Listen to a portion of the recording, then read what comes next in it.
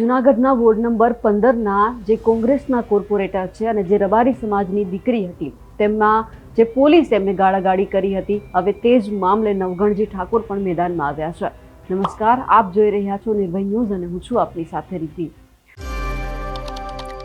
થોડા દિવસ પહેલા જે પોલીસની દાદાગીરી સામે આવી હતી, જે રબારી સમાજની દીકરીને ઓકાતમાં રહેવાની વાત પોલીસ કરી રહ્યા હતા, એ પછી ક્યાંક માલધારી સમાજ અને રબારી સમાજમાં જબરદસ્ત આક્રોશ જોવા મળ્યો હતો.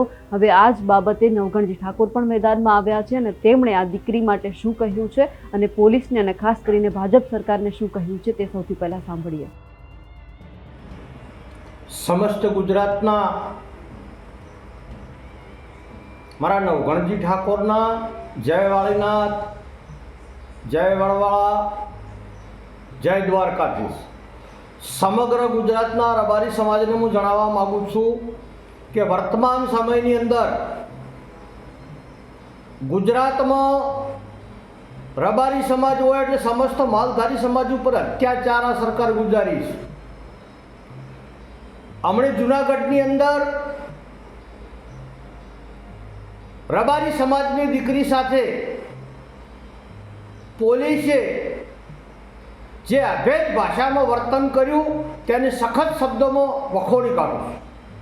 અને રબારી સમાજને હું વિનંતી કરું છું કે ગુજરાતની અંદર છેલ્લા 5 વર્ષથી રબારી, ભરવાડ, ઠાકોર, કોળી એટલે સમસ્ત ઓબીસી, એસટી ને એસસી સમાજ ઉપર આ સરકારની દમનનો કોયડો વિજાઈ રહ્યો છે. છતાં આ ઓબીસી સમાજના લીડરો ચૂપ છે. એટલે સમસ્ત ગુજરાતના રબારી સમાજને હું વિનંતી કરું છું કે માલધારી સમાજની દીકરી સાથે જે જૂનાગઢ જિલ્લાની અંદર પીએસઆઈએ બેબસ વર્તન કરી દીકરીને ઓકાતમાં રહેવાનું કીધું છે તે શબ્દોને સખત શબ્દોમાં વખોડું છું. અને પોલીસ અધિકારીને પણ કહેવા માગું છું કે અમારા માલધારીઓની ઓકાત શું છે તમને ખબર નથી. અમે ગાયાના ગોવાળ છું, ગાય માતાના રક્ષક છું, દીકરીના રક્ષક છું અને અમે ભગવાન કૃષ્ણના વંશજન છે. એટલે ગુજરાતની અંદર ઠાકોર હોય, રબારી હોય, ભરવાડ હોય, કોળી હોય એટલે સમસ્ત ઓબીસી, એસટી, એસસી સમાજનો મકાન પાડી દેવા, ગાયોને ડબે પૂરી દેવી, અત્યાચાર કરવો, બેન દીકરીઓ સાથે અભેદ ભાષામાં વર્તન કરવું એટલે ગુજરાતની આ ભાજપ સરકાર આપણી ઓબીસી સમાજ ઉપર જુલમ ગુજારી રહી છે. એટલે સમસ્ત ગુજરાતના રબારી સમાજને, ભરવાડ સમાજને, કોળી સમાજને અને ઠાકોર સમાજ આ ઓબીસીમાં આવતી 4 મોટી જાતિઓ છે.